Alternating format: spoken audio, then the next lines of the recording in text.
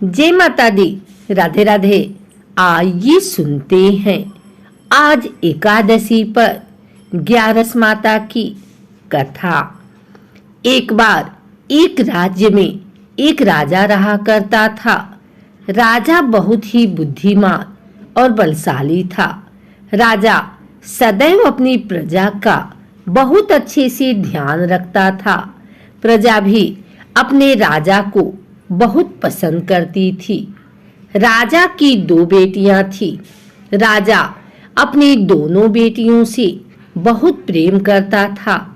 राजा की छोटी बेटी देखने में बहुत सुंदर और आकर्षक थी और राजा की बड़ी बेटी छोटी बेटी के मुकाबले थोड़ा कम सुंदर थी। राजा की छोटी बेटी ग्यारस माता की पूजा किया करती थी और सभी लोग राजा की छोटी बेटी से बहुत प्रेम करते थे और बहुत प्रशंसा किया करते थे। राजा भी अपनी छोटी बेटी को बड़ी बेटी से अधिक प्रेम करते थे, जिस कारण राजा की बड़ी बेटी को अपनी छोटी बहन से बहुत नफरत होने लगी थी। राजा की दोनों बेटियां जब बड़ी हो गई तब एक पड़ोस राज्य में रहने वाला राजकुमार राजा की बड़ी बेटी के लिए रिश्ता लेकर आया। लेकिन जैसे ही उस राजकुमार की नजर राजा की छोटी बेटी पर पड़ी तो वह राजकुमार राजा की छोटी बेटी पर आकर्षित हो गया और उससे पहली नजर में प्रेम कर बैठा। उस राजकुमार ने राजा की बड़ी बेटी के साथ विवाह करने से मना कर दिया और उसने राजा से कहा कि मैं आपकी छोटी बेटी से विवाह करना चाहता हूँ। जिसके बाद राजा की बड़ी बेटी यह देखकर अपनी छोटी बहन से बहुत क्रोधित हो गई और राजा की बड़ी बेटी ने अपनी छोटी बहन को अपना सबसे बड़ा दुश्मन मान लिया। राजा की बड़ी बेटी ने अपनी छोटी बहन से बदला लेने का निर्णय लिया, जिसके लिए उसने अपनी छोटी बहन को जान से मारने का प्लान बनाया। राजा की बड़ी बेटी ने अपनी छोटी बहन को मारने के लिए सबसे पहले एक लड्डू में जहर मिलाकर अपनी छोटी बहन को दे दिया और उसको लड्डू खाने के लिए कहा। लेकिन लड्डू खाने के बाद भी छोटी बहन को कुछ नहीं हुआ। बड़ी बहन यह देखकर बहुत आश्चर्यचकित हो गई, लेकिन बड़ी बहन ने हार नहीं मानी और उसने जब रात में छोटी बहन अपने कमरे में सो रही थी तब एक मटके में सांप रखकर उसे कमरे में छोड़ दिया। लेकिन सांप भी छोटी बहन का कुछ नहीं कर पाया। जिसके बाद बड़ी बहन ने अपनी छोटी बहन से कहा कि चलो हम लोग कुएं में से पानी भर कर लाते हैं। जिसके लिए वह अपनी छोटी बहन को पानी भरने के बहाने कुएं के पास ले गई और उसने अपनी छोटी बहन को कुएं में धक्का दे दिया। लेकिन छोटी बहन को तब भी कुछ नहीं हुआ, क्योंकि हर बार ग्यारस माता उसकी रक्षा कर रही थी और उधर बड़ी बहन अपने सारे प्रयासों के बाद असफल हो रही थी, जिससे वह बहुत क्रोधित हो रही थी। फिर उसने अपनी छोटी बहन के पास जाकर उससे खुद ही पूछा कि मेरी छोटी बहन, तुमको पता है भगवान ने सबकी मृत्यु एक निश्चित समय पर लिखी हुई है और कैसे तुम्हारी मृत्यु होगी, क्या यह तुम जानती हो? तब छोटी बहन ने अपनी बड़ी बहन को बताया कि हाँ, मैं तो जानती हूँ मेरी मृत्यु कैसे होगी। छोटी बहन से यह सुनकर बड़ी बहन मन ही मन बहुत प्रसन्न होने लगी और उसने अपनी छोटी बहन से कहा कि तू मुझे अपनी मृत्यु का राज बता।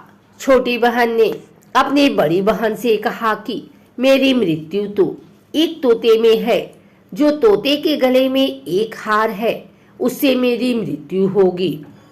जब तक कोई भी व्यक्ति तोते को मारकर वह हार अपने गले में पहनेगा तो मैं मूर्छित हो जाऊंगी, और जैसे ही उस हार को अपने गले से उतारेगा तो मैं वापस से जीवित हो जाऊंगी।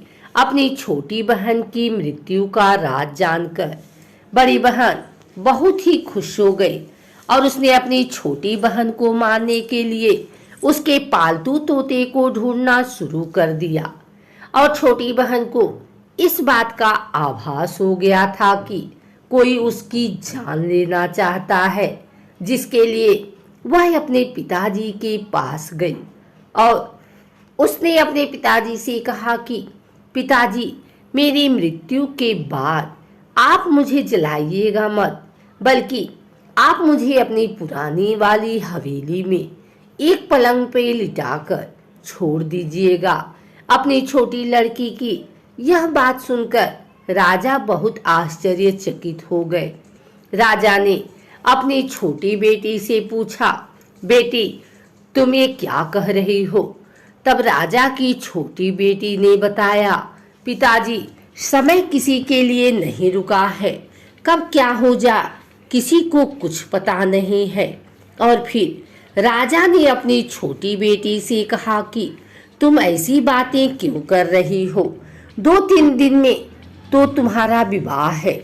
लेकिन छोटी बेटी ने अपने पिताजी को ऐसा करने पर मजबूर कर दिया और उनसे वचन ले लिया। राजा ने भी अपनी छोटी बेटी की बात स्वीकार कर ली और 2-3 दिनों के बाद जब शादी का समय आया तब राजकुमार बारात लेकर राजा के घर आया और राजकुमार और राजा की छोटी बेटी का विवाह शुरू हो गया। जैसे ही राजा की छोटी बेटी राजकुमार के साथ फेरे लेना शुरू करती है तो उसकी बड़ी बहन अपनी छोटी बहन के कमरे में जाकर उसके तोते को पकड़ लेती है और उसको जान से मार देती है। तोते के गले में जो हार था उसको अपने गले में धारण कर लेती है। जैसे ही बड़ी बहन उस हार को अपने गले में धारण करती है तो उधर छोटी बहन 3.5 ही फेरे ले पाती है और वहीं पर बेहोश होकर गिर जाती है। जिसके बाद राजा ने बड़े बड़े दर्द हकीमों को बुलवाया और अपनी छोटी बेटी का इलाज करने के लिए कहा। राजा की बात सुनकर वैद्य ने छोटी बेटी को जब चेक किया तो राजा को बताया कि आपकी छोटी बेटी ना तो जीवित है और ना ही मरी हुई है। यह मैं ऐसा पहली बार देख रहा हूँ। राजा ने वैद्य और हकीम को यह बात बाहर बताने से मना कर दिया और उनको कहा कि अगर तुमने यह बात किसी को बाहर बताई तो हम तुम्हें फांसी दे देंगे। राजा ने अपनी छोटी बेटी को पुराने महल में ले जाकर एक पलंग पर लिटा दिया और वहां पर कुछ सैनिक को तैनात कर दिया। वापस अपने महल पर आ गया। राजा की बड़ी बेटी अपने पिताजी के पास आई और कहने लगी कि पिताजी, अगर यह शादी संपन्न नहीं हुई तो आपकी इज्जत का क्या होगा? आप कहे तो मैं आपकी इज्जत बचाने के लिए राजकुमार से शादी करने के लिए तैयार हूँ। जिसके बाद राजा ने अपनी बड़ी बेटी की बात मान ली और राजा ने बड़ी बेटी को छोटी बेटी के कपड़े पहनाकर मंडप पर भेज दिया। लेकिन राजकुमार यह जान गया कि यह राजा की छोटी बेटी नहीं है, बल्कि यह राजा की बड़ी बेटी है। लेकिन जब राजकुमार ने शादी करने से मना किया तो सभी लोगों ने राजकुमार को विवश करके राजा की बड़ी बेटी से बचे हुए फेरों को संपन्न करा दिया और विवाह करवा दिया। जिसके बाद राजकुमार राजा की बड़ी बेटी को अपने महल ले गया। राजकुमार राजा की बड़ी बेटी से ना तो बात करता था, न ही उसको पसंद करता था और ना ही उसके आसपास भटकता था। और राजकुमार ने यह फैसला लिया था कि वह अपनी प्रेमिका को ढूंढ कर रहेगा और यह जानकर रहेगा कि उसके साथ क्या हुआ है। एक दिन राजकुमार अपने घोड़े पर सवार होकर राजा के पुराने महल के पास पहुंच गया, जहां पर उसने देखा कुछ सैनिकों को। महल के पास पहुंचकर राजकुमार ने जब महल को ध्यान से देखा तो वह समझ गया कि यह तो हमारे ससुर जी का महल है। तब राजकुमार ने सैनिकों से पूछा, तुम लोग यहाँ क्या कर रहे हो और इस महल के अंदर उस पलंग में कौन लेटा है? जिसके बाद सैनिकों ने बताया कि यहाँ पर राजा की छोटी बेटी लेटी है। यह सुनकर राजकुमार बहुत प्रसन्न हो गया और तुरंत अपने प्रेमिका के पास पहुंच गया और उसकी सेवा करने लगा। जैसे ही रात हुई तो राजा की छोटी बेटी उठकर खड़ी हो गई। राजकुमार यह देखकर बहुत खुश हुआ और उसने अपनी प्रेमिका से पूछा कि तुम यहाँ क्या कर रही हो? तुम मेरे साथ मेरे घर चलो। राजा की छोटी बेटी ने राजकुमार को सारी बातें बता दी कि मेरी जान एक तोते में बसी थी और मैंने यह बात सिर्फ अपनी बड़ी बहन को बताया था और मुझे पता है कि उसने ही मुझे मारने का प्रयास किया है। उसके पास एक हार है जिसको वह सुबह पहन लेती है और रात को उतार देती है। जब तक वह हार को पहने रहती है तब तक मैं मूर्छित रहती हूँ और जैसे ही वह हार उतार देती है तो मैं जीवित हो जाती हूँ। और जब तक मेरी बड़ी बहन के पास वह हार है तब तक मैं ऐसे ही जीवित और मूर्छित होती रहूंगी। अगर मेरी बड़ी बहन के पास जो हार है वह मेरे हाथ लग जाए तो मैं हमेशा के लिए जीवित हो जाऊंगी।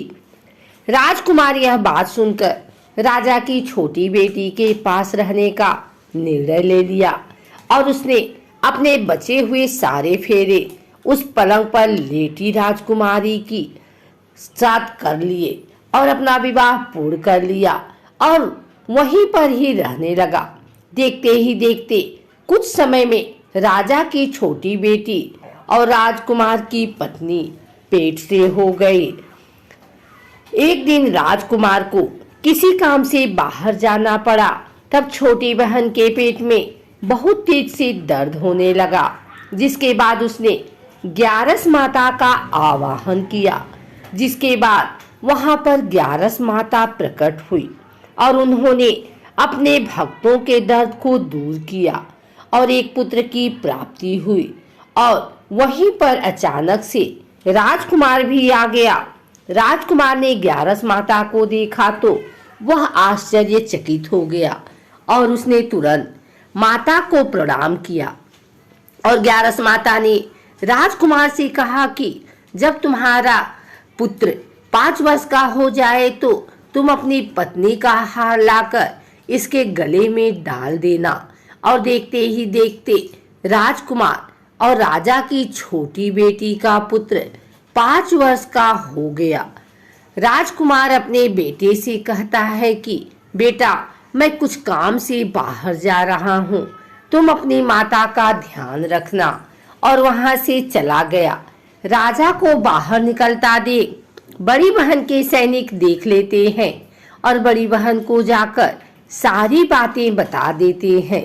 जिसके बाद बड़ी बहन अपनी छोटी बहन के पुत्र को वहां से उठवा लेती है और उसको मरवा देती है। छोटी बेटी के पुत्र के 2 टुकड़े करवा देती है। पहला टुकड़ा चक्की के पास छुपा देती है और दूसरा टुकड़ा अपने पलंग के नीचे रख लेती है। अब 11 माता भिखारी का रूप लेकर आती हैं। एक भिखारी का रूप रखकर बड़ी बहन के पास चली जाती हैं, जिसके बाद वहां पर भिक्षा मांगने लगती हैं। बड़ी बहन अपने नौकरों से कहती है कि जाकर भिक्षा दे दो। लेकिन जैसे ही नौकर ग्यारस माता को भिक्षा देने के लिए आते हैं तो माता उन्हें मना कर देती हैं और कहती हैं कि मैं तुम्हारी रानी से ही भिक्षा लूंगी। जिसके बाद बड़ी बहन स्वयं भी भिक्षा देने के लिए माता के पास आती हैं।